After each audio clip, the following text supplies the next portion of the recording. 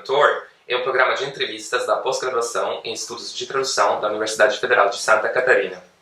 Cada edição do programa conta com a presença de um tradutor ou de uma tradutora ou de um estudioso de tradução ou uma estudiosa. E nossa convidada de hoje é a professora doutora Alessandra Vanucci.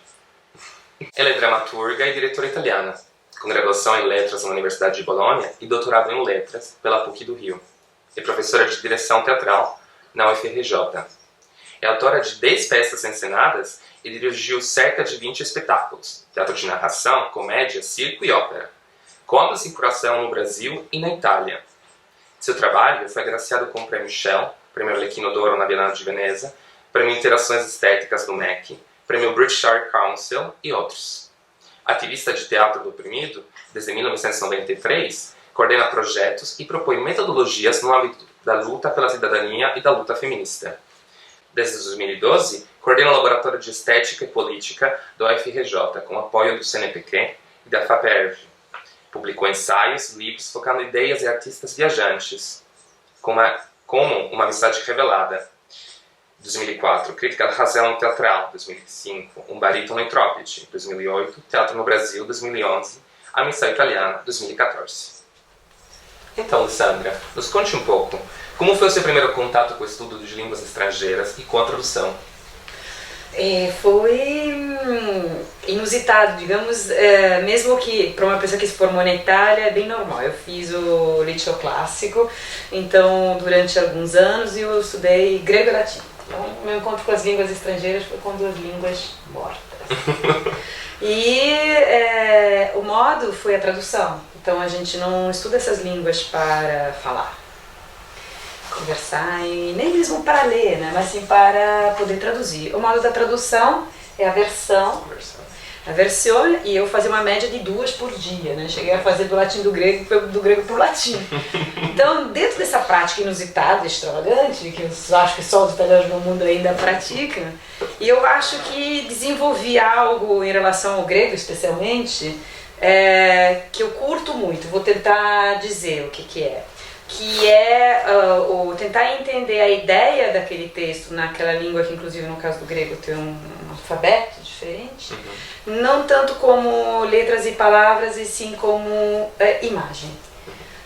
Dentro da imagem, que não é um acaso que em grego é ideia mesmo, então ideia é imagem, é uma palavra que significa imagem, estaria embutida toda a complexidade daquela palavra, que é registro de uma oralidade física, dita quando, muitos tempos atrás, enfim, mas num determinado momento dita, e que a transcrição registra.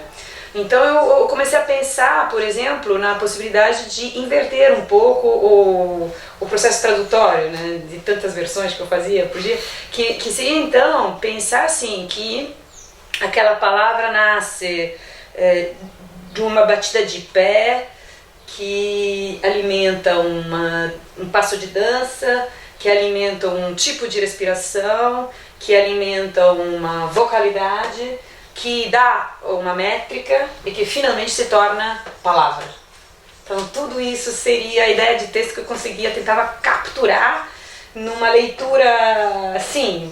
Primeiramente eu lia de voz alta, em pé, e tentando entender qual era a ideia daquela coisa ali, né? 16, 15 linhas de Píndaro, coisas assim assustadoras a princípio, e tentar fisicalizar isso e só depois passar para a fase do dicionário. Digamos que é um pouco uma mística da tradução, né? Que depois, estudando, assim, acho que remete um pouco a Walter Benjamin, né? A questão de existir ou não uma possível tradução interlinear, né, daquilo, que para mim passa pelo corpo. Não somente o meu, como o corpo de inúmeros rapsodos, aedas, poetas, atores, oradores, né? No caso do grego e do latim, você trabalha muito com essa figura do orador, né? E que eu acho que na tradução, de alguma forma, a gente tem que resgatar isso, sabe? Com uma espécie de palimpsesto, né? Que mantenha vivas todas essas leituras, todos esses corpos que passaram por esse texto, ideia, que aí o registro escrito é um mero registro, muito empobrecedor, né? Há uma glosa cancelada, há uma saudade desses corpos, que eu acho que Então, começou aí. Alessandra, comente um pouco sobre a tradução das obras completas de Goldoni para o português. Primeiramente não são as obras completas, Goldoni é autor de uma obra possivelmente intraduzível de modo completo, porque são mais de 56 peças e mais de 200 entremeios e obras musicais, né? Então se tratava, porém, né, te agradeço pela pergunta, porque de qualquer forma se trata da primeira publicação de comédias, uma antologia de comédias do Carlo Goldoni, não para o português, mas para o Brasil. O que acontece com esse autor, no caso, numa longa tradição, no qual ele foi até bastante presente, né, nos palcos lusitanos no século XVII, XVIII, foi o que, 18 e 19, foi o que ele chegou ao Brasil com poucas presenças anteriores, somente no século XX e somente 3 peças, basicamente, de toda essa mega produção. Então, apesar de ser presente em português, e, por exemplo, assim, nos palcos lusitanos, até mesmo no século XX, teve várias traduções, várias montagens, assim como assim, a fortuna de Goldoni é bastante expandida, um autor da língua italiana, do teatro italiano, expandida nas letras mesmo, nas edições, né, desde a época dele, né, vivo, né, então talvez eu trate disso agora, mas a questão é que no Brasil então era muito reduzida, né, então isso deu a chance de fazer uma façanha dessas, quer dizer, um grande autor da literatura italiana, e a perspectiva está publicando a primeira antologia agora, mas só que são 6 peças mais um prefácio. Então, em relação ao tamanho da obra, eu tive que fazer uma curadoria bastante severa até, né, e sujeita a qualquer tipo de opinação e crítica, porque eu fiz o que pude, né, escolhi a partir de alguns critérios que foram cuidadosamente debatidos. E em relação, digamos, ao interesse que eu tive, depende um pouco do próprio interesse de Goldoni de fazer uma publicação, aliás, 4 editoras italianas, simultânea à estreia das peças dele na década de 50 do século XVIII, 1750. Então são 4 edições que o próprio Goldoni cura de sua obra,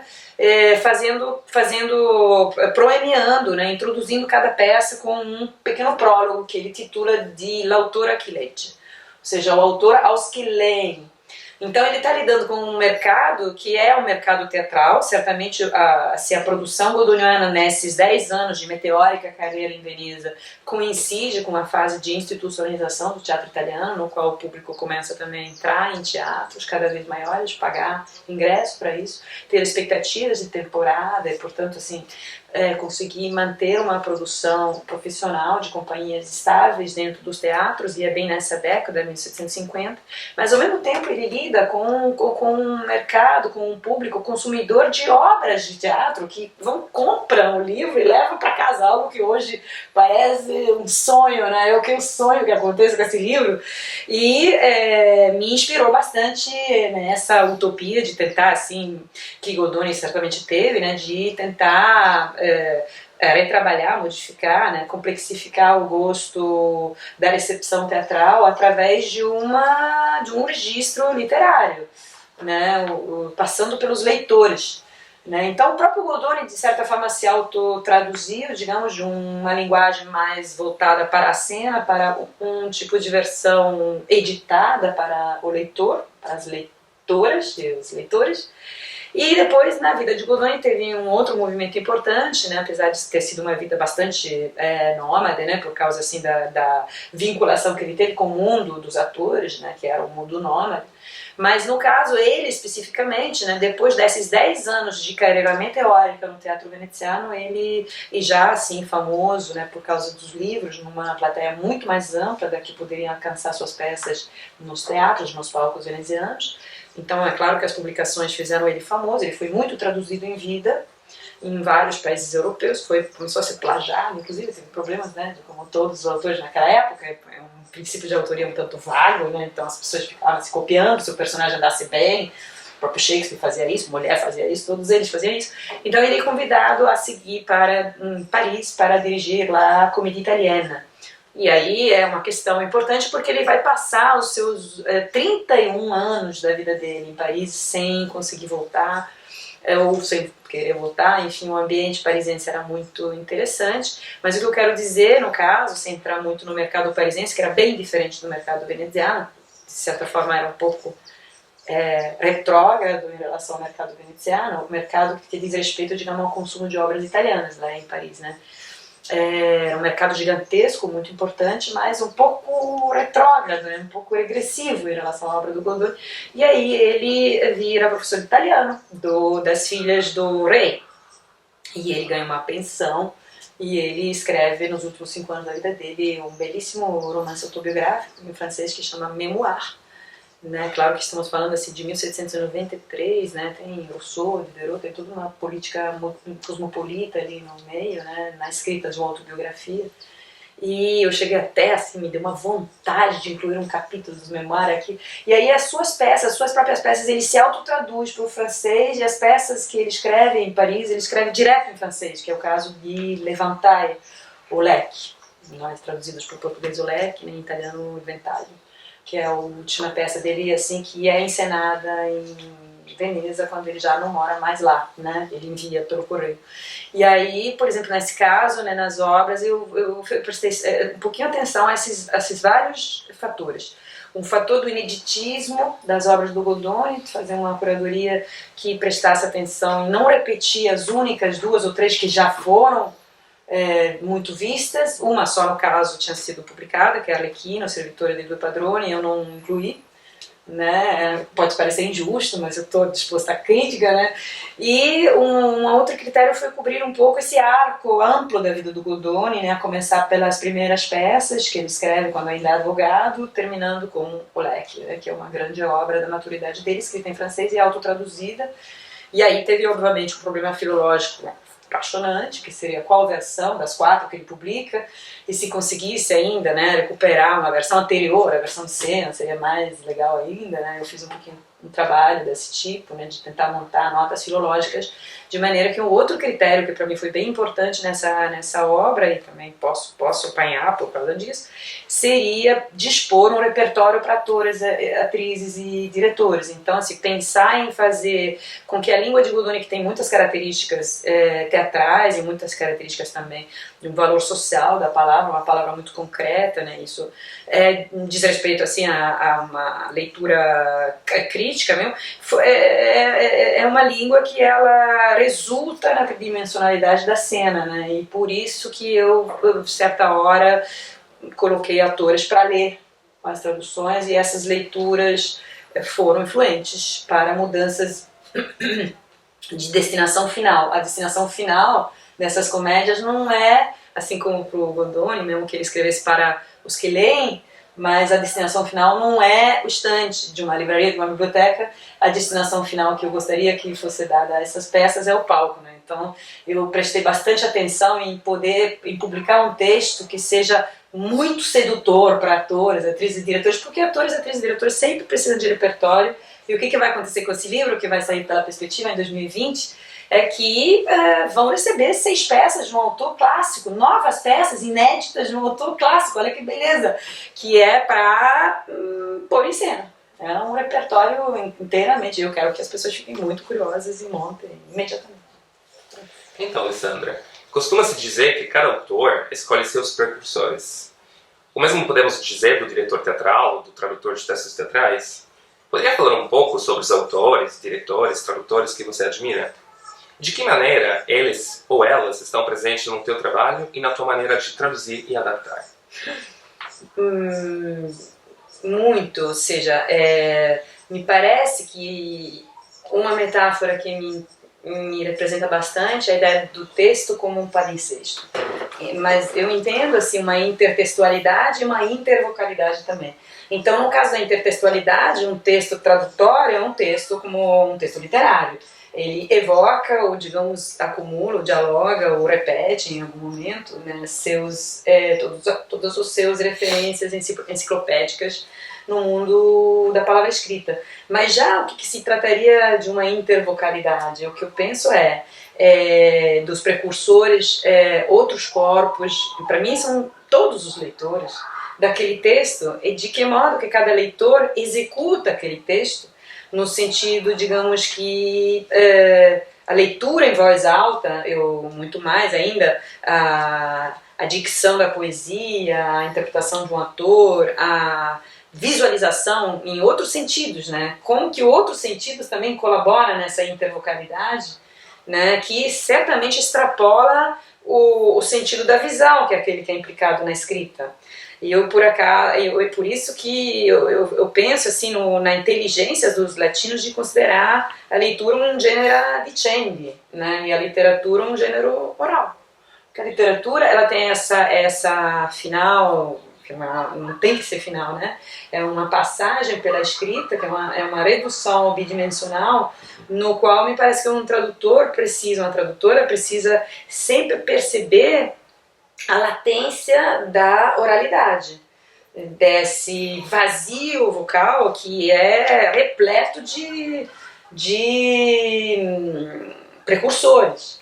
De que modo que, então, numa tradução, você conseguiria manter essa latência pulsante, de maneira que o teu leitor também veja a sua operação ali como uma espécie de encenação daquele texto, como uma execução daquele texto, no qual poderiam ressoar todas as ausências anteriores, essas glosas canceladas, as possibilidades múltiplas de sentido daquele texto quando ele desce num corpo, né? Desce ou sobe num corpo, enfim.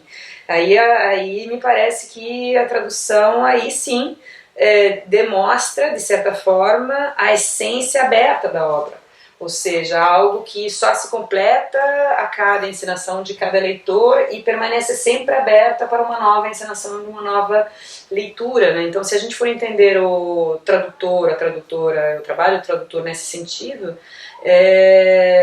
não se torna mais, no meu caso, nem um pouco frustrante, mas pelo contrário, né, muito enriquecedor pensar que a tua é só mais uma interpretação, a qual seguirão outras, e que pode tesaurizar, digamos, né, todas as anteriores. Então, qual seria? Existe, assim, aí eu me pergunto, tem algumas perguntas que eu me faço, assim, desse ponto de vista. Existe um grau zero de performance?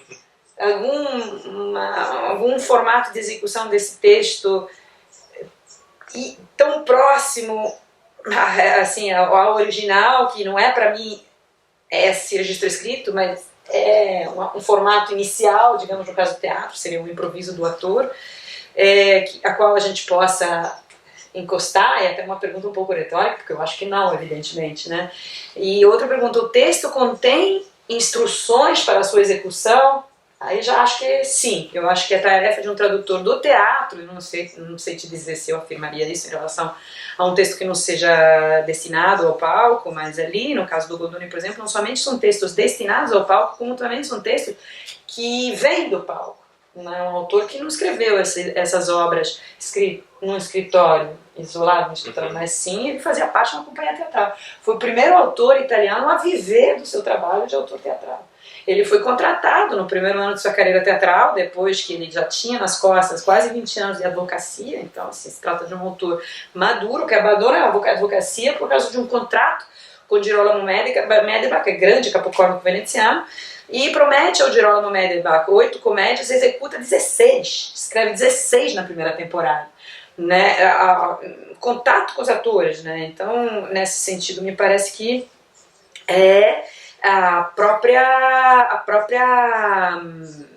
um texto que pulsa, né, de possibilidades futuras, de futuras encenações também, né?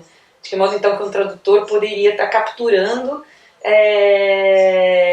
essa vitalidade, porque afinal das contas eu pelo menos que na grande maioria das vezes traduzi e adaptei para encenar, né? Estou interessado, o que me interessa não é resgatar coisas mortas, mas sim conferir se ainda estão vivas. Então, todo qualquer tipo de instrução que eu, porventura, eu consiga achar dentro do texto, onde essa latência pulse, uma ideia de uma atriz, sabe, que eu posso tentar, sei lá, entre uma fala e outra, eu digo, olha, eu acho que essa ideia é uma atriz, deve ter sugerido isso, né, uma anotação.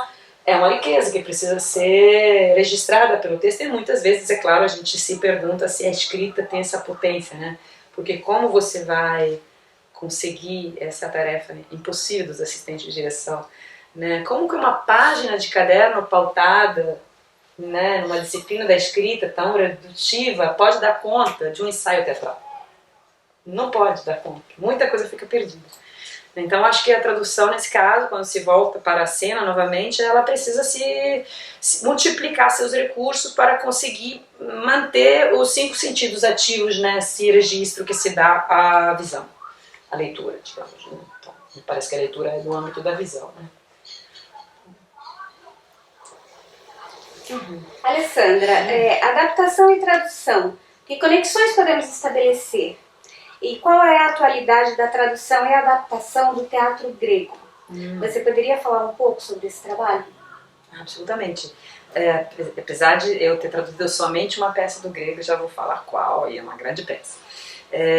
Sobre adaptação e tradução, eu acho que no histórico, digamos, dos gêneros literários, a adaptação e a tradução ocupam o mesmo lugar, né? Da contaminatio, né?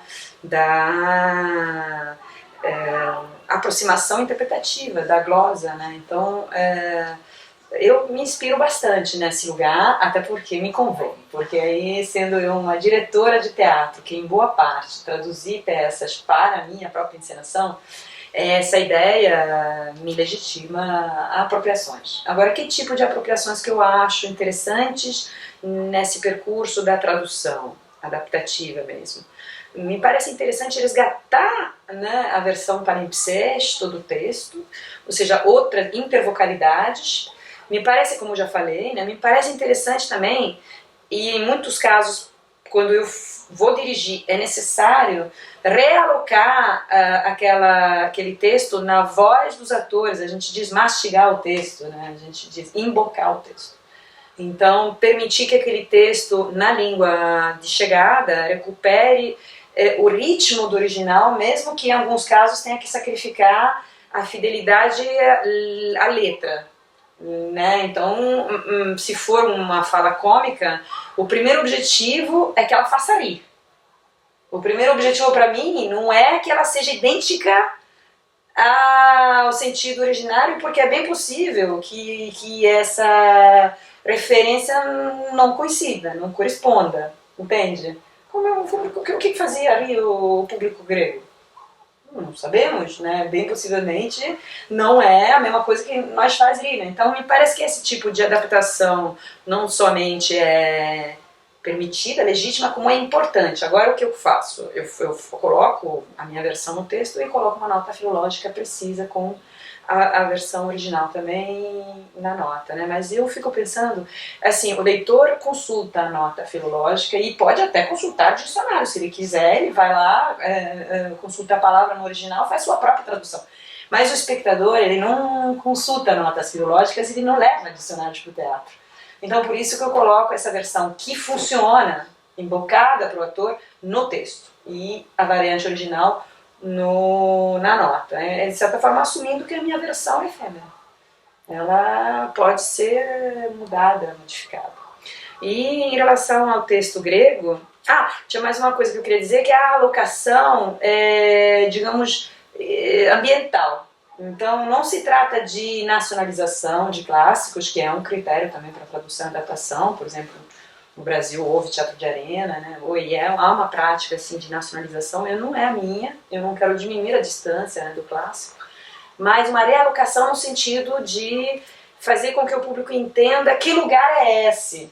Se é uma sala pequena, grande, se é uma praça, que tipo de praça, se for, por exemplo, nomear quais lojas de quais trabalhadores estão numa praça, o caso, por exemplo, do Leque ou da Bottega del Café, né, o café, e eu vou tentar fazer com que o leitor, assim como o espectador futuro, entenda do que se trata. Isso pode significar, por exemplo, Bottega del Café tem ali o protagonista do Márcio, que é um fofoqueiro, e ele tem essa amizade com um dono de uma casa de jogo.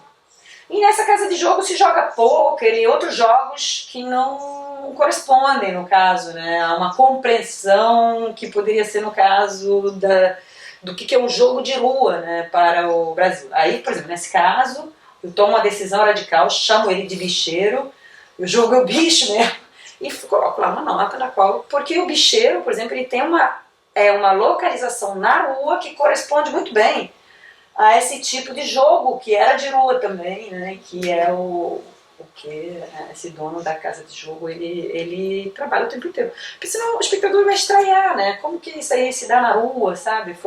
Se mudou. Aí no caso do grego, né? Então eu traduzi a Antígona, junto com a minha sócia, amiga de 1000 anos, Laura Citignano, para o Teatro Stabile di Catania, estreou terça-feira passada, mês de outubro. E ali foi muito delicado, claro, porque primeiro nós não somos helenistas, né, não somos diretores de teatro. Segundo, porque para mim foi emocionante me pôr à prova, não que eu não tivesse já traduzido tragédias inteiras, claro que eu traduzi, mas essa foi a cena, né? Então, enfim, esses critérios todos anteriores foram válidos.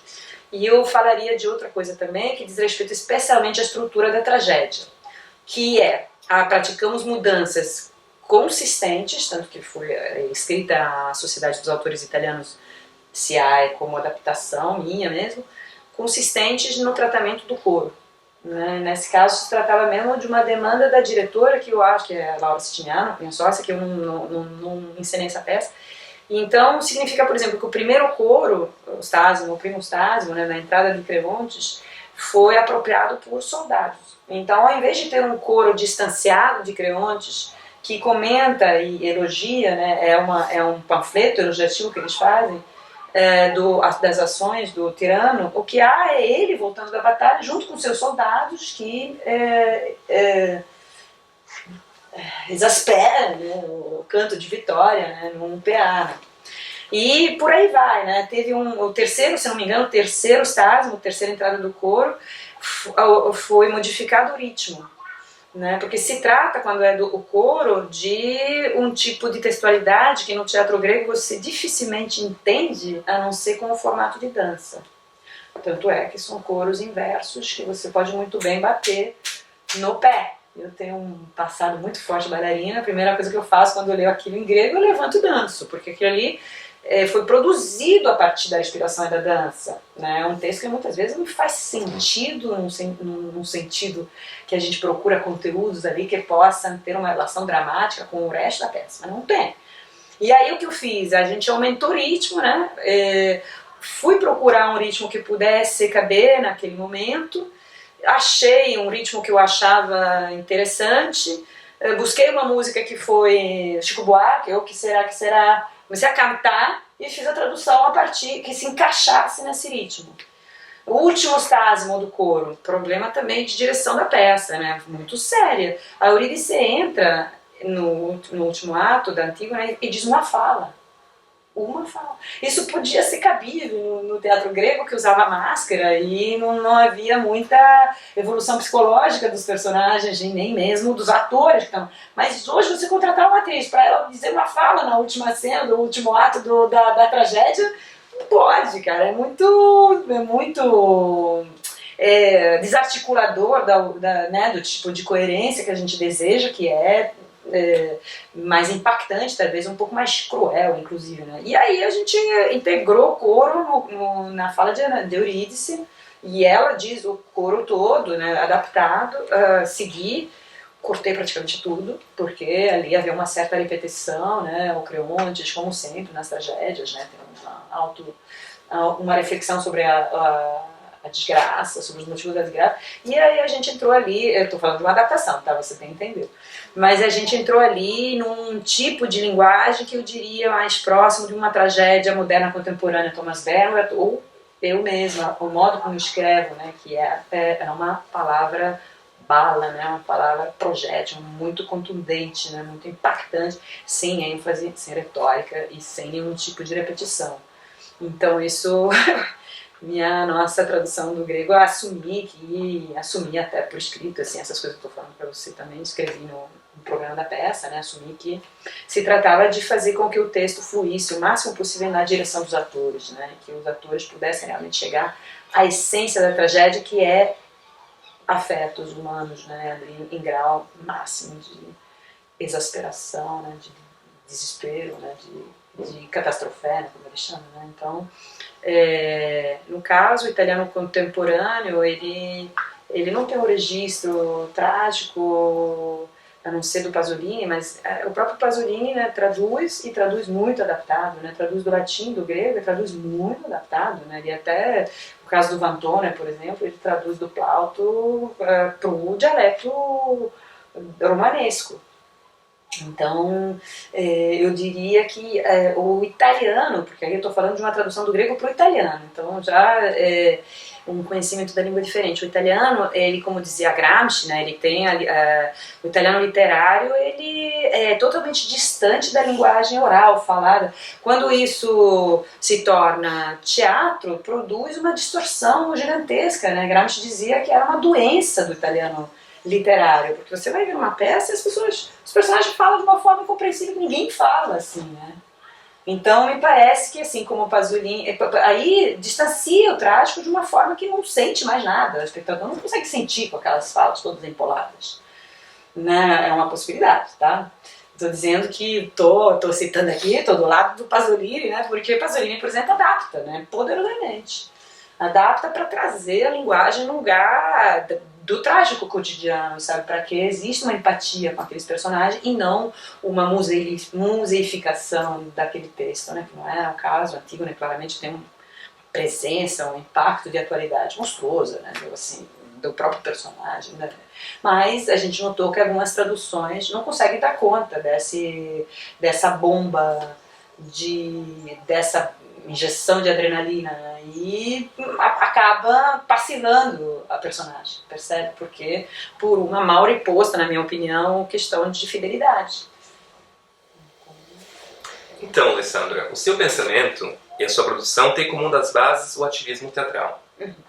Você acredita que o tradutor-adaptador é também um mediador político capaz de perpassar, de transportar o pensamento de um autor, reforçando os conteúdos e a estética, segundo a própria ideologia? Eu tive que pensar muito, assim, agora, assim, para responder essa pergunta, acho que envolve o meu pensamento a longo prazo. E digamos que sim, acho que sim, e eu vou tentar detalhar o porquê no meu modo de ver, e principalmente nos trabalhos que eu fiz ao longo dos anos, morando no Brasil, sendo italiana, e tentando criar essa ponte de uma maneira menos óbvia. Então, o que me parece é que eu fui descobrir, digamos, no Brasil, na linguagem a qual eu me aproximava, com montagem e traduções e adaptações de peças como duas peças do Angelo Beocco, de Truzzato, um autor, não é anônimo, pseudônimo, né, do século XVI, mas um autor popular, né, uma peça que eu montei duas vezes também, que é o Castiçal, do Giordano Bruno, filósofo, né, do século XV, né, morto na fogueira em 1600, Anno Domini. Descoberta das Américas, que é um texto do Dario Fo, tirado de um diário de um viajante canibalizado pelos índios da Flórida, que é o Álvaro Nunes, Cabeça de Vaca, esse é um espetáculo que, traduzido, adaptado por mim, está em cartaz há 15 anos no Brasil. E, enfim, vários outros, e finalmente as comédias de Goldoni. E esse Brasil, para mim, o que eu fui descobrir, esse Brasil para mim é um Brasil, digamos, num eixo católico, visionário, físico, miserável e, finalmente, muito teatral, né? São os últimos que narram essas histórias, a voz é dada aos últimos, né? E foi muito, digamos, imediato para mim entender para quem devolver essa palavra no Brasil, né? Onde que ele se alocaria, sabe? Então as localizações foram assim, Arco do Teles, no Haroldo do Mercado, no Rio de Janeiro, Descoberta das Américas, todo qualquer lugar a gente faz, todo qualquer lugar, não tem cenário. Então, isso para mim é importante, porque esse ativismo do tradutor, para mim, passa pelo ativismo do encenador, da encenadora, que seja da encenação. Me parece assim, que eu quis dizer isso agora, porque se você for ver, é um bando de pícaros, né, miseráveis, vagabundos, mas que tem palavra, tem história, né, essa minha galeria de personagens que eu quis trazer para cá, né, e Goldoni também, né, faz parte muito disso, pelos personagens que tendo a valorizar nas peças que eu escolhi. e que carrega uma responsabilidade, né? A responsabilidade de uma herança humanista, nem que seja, digamos, uma ideia global, local, ou seja, não estou adaptando isso, não estou fazendo comparações históricas, estou pensando num humanismo como um modo do pensamento humano, né? E que é, no caso, da origem histórica, e a gente vê muito bem isso no Luzzatto, um autor do século XVI, plena Renascença, é produto de civilizações famintas. E uma economia, toda essa dramaturgia, ela tem uma relação muito estreita com a economia da fome, da miséria, né? O personagem de Luzzatto como a Bettia troca um favor espopulenta com a maior facilidade, sem se sentir minimamente moralizadas pela sociedade culta. E aí a ponte para o Goldoni é observar as peças do Goldoni em pleno século XVIII como peças produzidas pelo século que inventa a burguesia, que faz a Revolução Francesa, que é contemporâneo do Marquês de Sade. E Goldoni escolheu viver entre atores e atrizes. Ele abandonou uma decorosa carreira de advogado para conviver com esse mundo que, apesar de ser um mundo que em 1700, final de 1700, quando ele trabalha em Veneza, depois em Paris, está estabelecendo o seu mercado, mas que é um mundo que ali é concomitante à mendicância. As atrizes têm essa fama moralmente assim equívoca, porque o trabalho delas, principalmente as atrizes italianas, né, que dentro do contexto da comédia dell'arte entra em cena muito mais cedo do que em todas as outras civilizações europeias, e é um produto da Renascença, né? Atrizes italianas entram em cena, viram donas de companhia, Isabella Andreini, em 1560, então ocupam esse espaço, mas num lugar muito próximo à prostituição a qual muitas vezes elas eram, enfim, aceitava para poder engordar o guarda-roupa, né, as roupas, né, o acervo de figurinos e as joias. Então não tem moralismo nesse teatro, isso é maravilhoso, né? Isso é um teatro pré-iluminista nesse sentido, muito racionalista, um teatro burguês, e que em Goldoni é absorvido, por exemplo, no personagem da Mirandolina, Dona da Posada, que faz aquela história a partir daquela posada que ela possui um motivo de resgate feminista.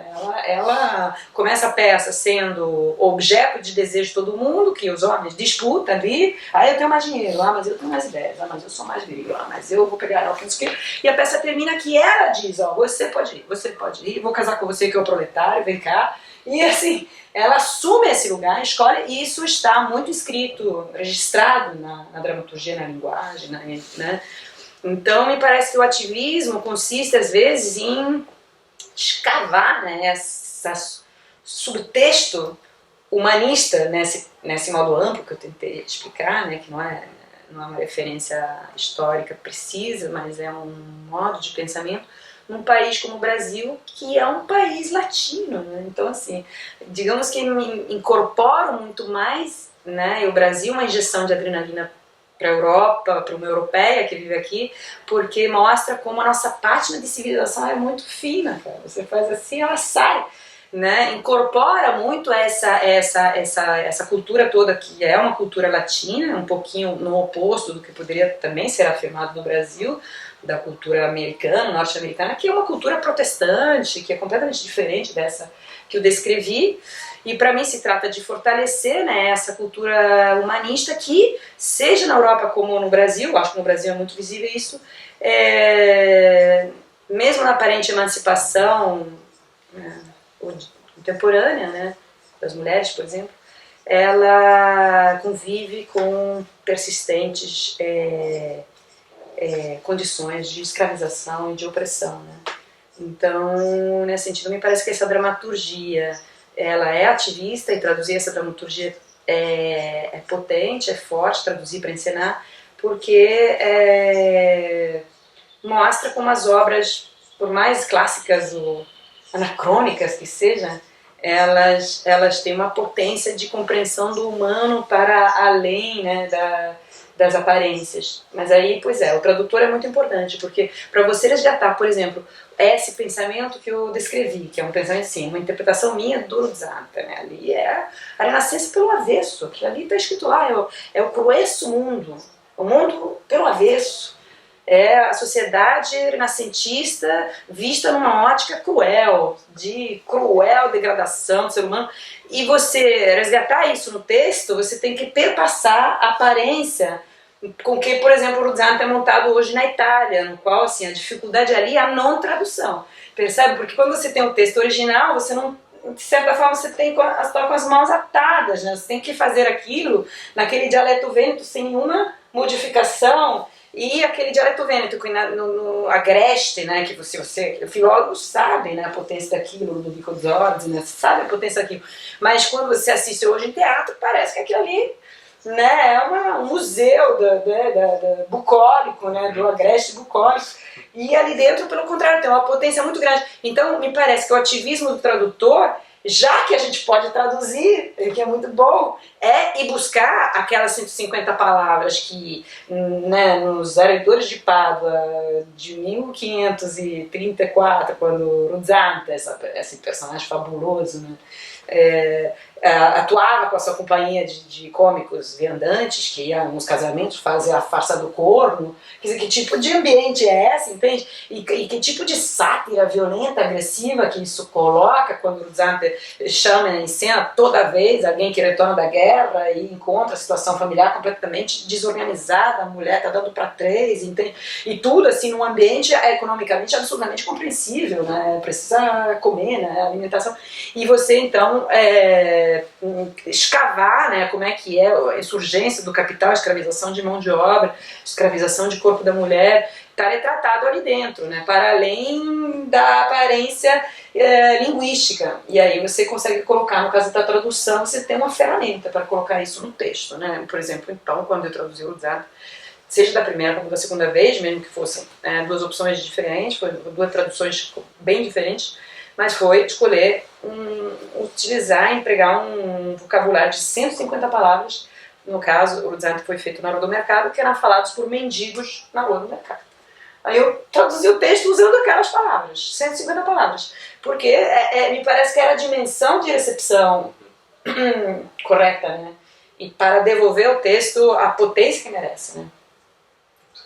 Então, acho que existe sim, um ativismo que passa por esse desejo de tirar essa pátina de aparente civilização, né, de aparente bem comportadismo, né, e resgatar esse texto da Dario diz, por exemplo, no caso do Ruzzante, que é um texto que realmente eu estou muito aficionada, tenho muito carinho por ele. Dario diz, a gente tem sempre que lembrar que esses textos do Ruzzante foram, desculpe a vulgaridade, mas estou citando o Prêmio Nobel da Literatura, foram comidos, digeridos e cagados por gerações e gerações de atores. Acho que isso é fundamental. O ativismo primeiro do tradutor é dar espaço para esse ciclo orgânico, né, da literatura teatral.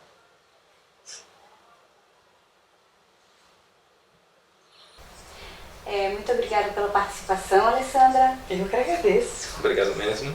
Agradeço mesmo. Esse Enquadrando o Tradutor termina aqui.